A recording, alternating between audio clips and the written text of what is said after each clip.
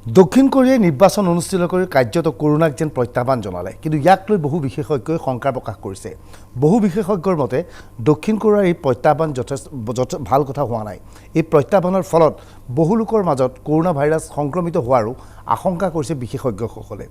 অনাগত সময়ত এই কথা স্পষ্ট হ'ব যে এই নিৰ্বাচনৰ ফলত কৰোনা ভাইৰাছ সংক্ৰমিত হৈছে নেকি। দক্ষিণ কোৰিয়াৰ নিৰ্বাচনত দেখি এটা কথা আপোনালোকে স্পষ্টভাৱে গম পালে যে দক্ষিণ কোৰিয়াত ইভিএমৰ ব্যৱস্থা নাই। ভাৰতত ইভিএমৰ জৰিয়তে নিৰ্বাচন অনুষ্ঠিত হয়।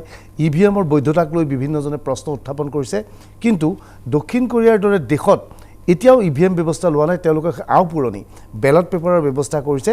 সেই কথাটো আমাৰ দৰ্শকসকলে বুজি থোৱাটো উচিত। দ্বিতীয়তে দৰ্শকক জ্ঞাতাৰ্থে জনাওঁ যে নিৰ্বাচনৰ সময়ত যিসকল কৰোনা আক্ৰান্ত লোক চিকিৎসালয়ত আছিল তেওঁলোকৰ বাবেও বিশেষ ভোটৰ ব্যৱস্থা কৰিছিল। কোৱাৰেণ্টাইনত থকা লোকসকলৰ কাৰণেও বিশেষ ব্যৱস্থা কৰিছিল, অৰ্থাৎ চিকিৎসালয়ত ভোট কেন্দ্ৰৰ ব্যৱস্থা কৰিছিল আৰু কৰোনা আক্ৰান্ত লোকসকলে আহি নিজে ভোটাধিকাৰ সাব্যস্ত কৰিছিল। এয়া হৈছে দক্ষিণ কোৰিয়াৰ কাহিনী। এইবাৰ আপোনালোকক আন এটা খবৰ দিওঁ, যিটো খবৰ 2 দিন পূৰ্বে আমি 24 ঘণ্টা অনুষ্ঠানত কৈছিলোঁ।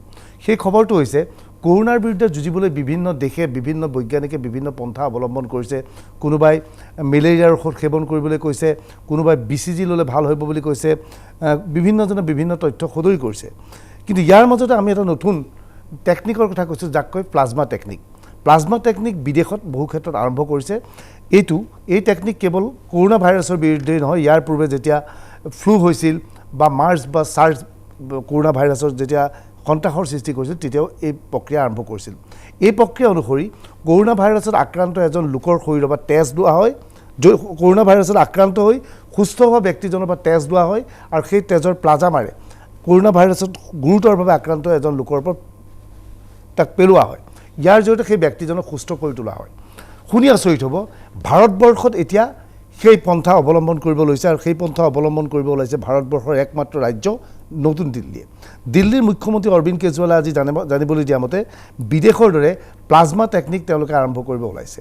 ৰ'ব, আমি কেজৰিৱাল বা দিল্লীৰ সেই খবৰ জনাম, কিন্তু তাৰ আগতে এটা ভয়ানক খবৰ আপোনালোকক জনাই দিব বিচাৰিছোঁ। আমি ইয়াৰ আগতো আশংকা বোধ কৰিছিলোঁ যে চীনে কৰোনা ভাইৰাছ ইচ্ছাকৃতভাৱে সংক্ৰমিত কৰিছে নেকি, এয়া চীনৰ জৈৱিক অস্ত্ৰ নেকি। কিয়নো এইবাবে আশংকা কৰা হৈছে কৰোনা ভাইৰাছ চীনত উদ্ভৱ হ'ল, কৰোনা ভাইৰাছৰ ফলত চীনত বহু লোকৰ মৃত্যু হ'ল, সমগ্ৰ দেশখন জৰ্জৰিত হৈ উঠিল। কিন্তু চীনে এতিয়াও সমগ্ৰ বিশ্বত স্বাস্থ্য সংক্ৰান্তীয় সামগ্ৰী বিক্ৰী কৰি বহু হাজাৰ হাজাৰ কোটি টকাৰ লাভান্বিত দেশৰূপে লাভ কৰিব বা লাভান্বিত হৈ পৰিছে। কিন্তু তাতোকৈ ভয়ানক কথা কি জানে, আমেৰিকা যুক্তৰাষ্ট্ৰে আজি দাবী কৰিছে কৰোনা ভাইৰাছৰ এই সংক্ৰমণ বা এই যুঁজৰ মাজতেই চীনে চলিত সপ্তাহত চীনত পাৰমাণৱিক অস্ত্ৰৰ পৰীক্ষা কৰিছে। ইয়াৰ উদ্দেশ্য কি? তৃতীয় বিশ্বযুদ্ধ হ'ব নেকি? আমি বাণিজ্যিক বিৰতিৰ পিছত সেই খবৰ দেখুৱাম, কিন্তু তাৰ আগতে দিল্লীৰ খবৰ। এই খবৰটো হয়তো কাইলৈ পৰহিলৈ অসমতো অসমৰ স্বাস্থ্য বিভাগে ইয়াক কাৰ্যকৰী কৰিব পাৰে। ক্ৰমাৎ কৰোনা ভাইৰাছৰ পৰা দেশ মুক্ত হোৱাৰ পথত আগবাঢ়িছে নেকি? লকডাউনৰ পিছত শেহতীয়াভাৱে কৰোনা ভাইৰাছত আক্ৰান্ত লোকৰ সংখ্যা সমগ্ৰ দেশত ক্ৰমাৎ হ্ৰাস পাইছে। এয়া স্বাভাৱিকতে ভাল খবৰ, কিন্তু লকডাউন খোলাৰ লগে লগে এই পৰিসংখ্যা বৃদ্ধি পাব নেকি, সেয়াও এক প্ৰশ্নৰ বিষয়। তাৰ আগতে আজিৰ দিনটোত ভাৰতৰ কৰোনা মিটাৰলৈ মন কৰক। কৰোনা আক্ৰান্ত লোকৰ সংখ্যা 12,456।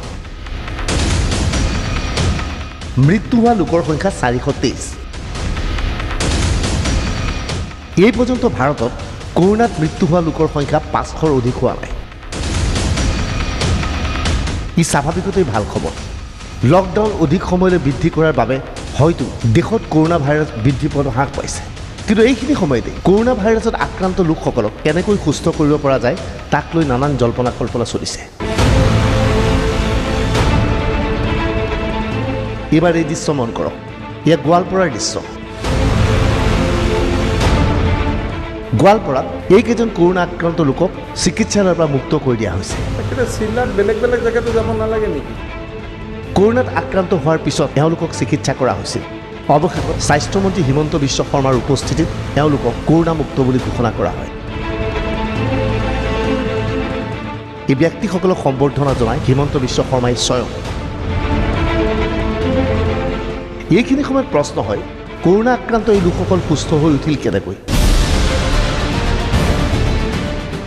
যদিহে কৰোণাৰ প্ৰতিষেধক নায়েই তেনেহ'লে আক্ৰান্ত লোক সুস্থ হৈছে কেনেকৈ?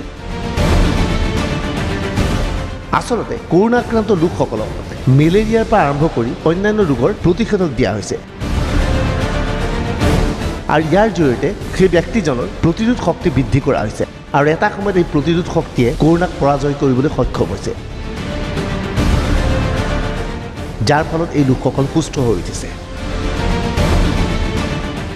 দিল্লী চৰকাৰে কৰোণা আক্ৰান্তৰ মাজত প্লাজমা টেকনিক ব্যৱহাৰ কৰাৰ সিদ্ধান্ত লৈছে। কেন্দ্ৰীয় চৰকাৰ বা দিল্লীয়ে প্লাজমা টেকনিক ব্যৱহাৰৰ অনুমতি পাইছে।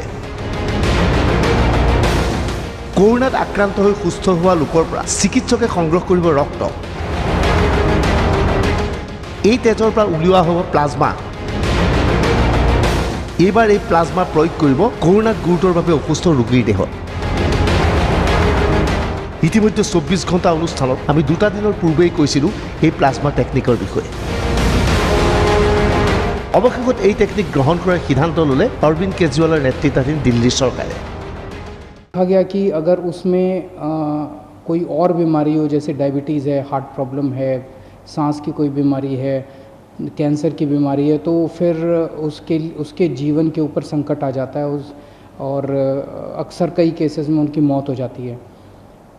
ऐसे केसेस में जो सीरियस पेशेंट्स होते हैं उसमें अगर प्लाज्मा टेक्नोलॉजी का इस्तेमाल किया जाए तो उनके देखने में आया है कि उनके बचने के चांसेस बढ़ जाते हैं। ऐसा कुछ देशों में देखने को मिला। दिल्ली के हमारे कुछ डॉक्टर्स ने इसके ऊपर काफ़ी अध्ययन किया और इसका ट्रायल करने के लिए तैयारी शुरू की है।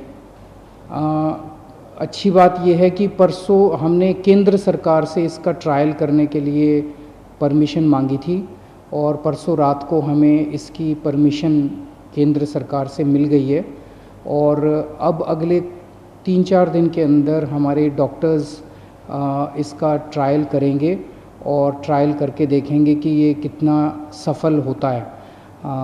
अगर ये इसमें सफलता मिलती है तो ये हमारे लिए एक अच्छी बात होगी, क्योंकि फिर हम सीरियस पेशेंट्स को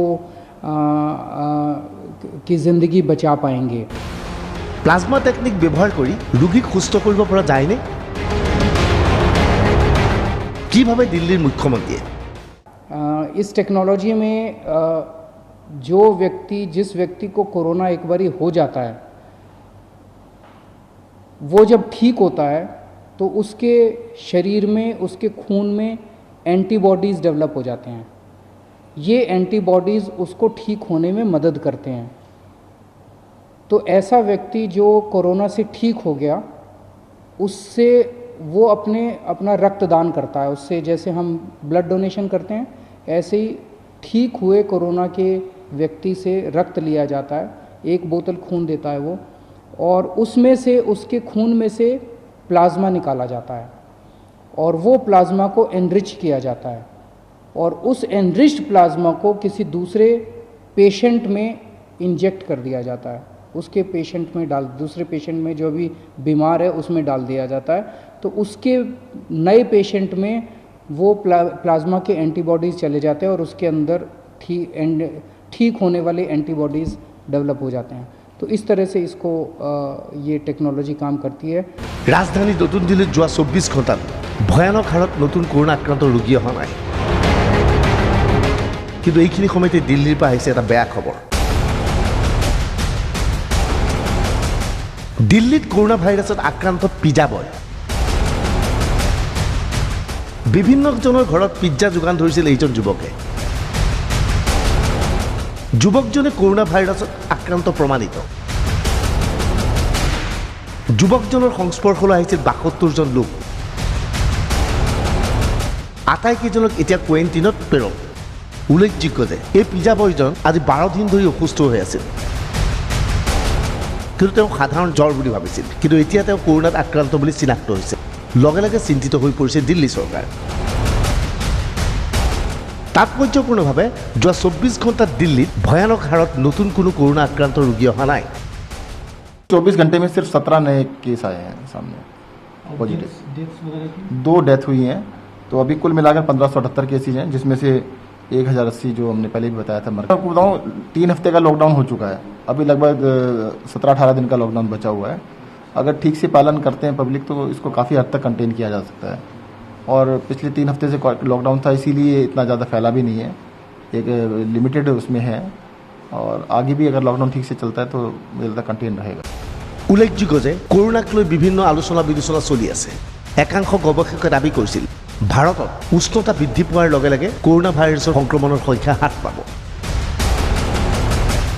ক্ৰমাৎ দেশৰ উষ্ণতা বৃদ্ধি পাইছে। উষ্ণতা বৃদ্ধিৰ লগে লগে কৰোণা ভাইৰাছ দুৰ্বল হ'ব নেকি? উষ্ণতাই মাৰি পেলাব নেকি কৰোণা ভাইৰাছক? दोहराते हैं, पहले बहुत बार इसका जवाब दे चुके हैं। ये बीमारी हमको 31 दिसंबर के बाद में चाइना ने अपने को बताया है कि ये बीमारी नई बीमारी आ चुकी है। आप सीजन्स देखें तो अभी समर सीजन उसने अभी तो बराबर देखा ही नहीं है। तो हमने वेदर की वजह से क्या इम्पैक्ट होता है इसके ऊपर मैंने अगर बताना शुरू कर दिया तो मेरे पास एविडेंस कुछ भी नहीं है। मैं मेरे मन में जो विचार आता है वो मैं बोलूँगा। लेकिन जब हम सारे लोगों से जब बोलना चाहते हैं कि ये क्या होगा, कैसे होगा, और मेरे पास अगर सबूत न हो तो उस पर मैंने भाष्य करना गलत है। हम उसको देख सकते हैं, ये समर सीजन में क्या होगा। सबको ऐसे लगता है समर में वो जल्दी सूख जाएगा, अगर ड्रॉपलेट्स कहीं गिरे तो उससे इन्फेक्शन होने का चांस कम हो जाएगा। लेकिन अगर ये सही है तो हमको दिखना चाहिए। Bureau report DY365।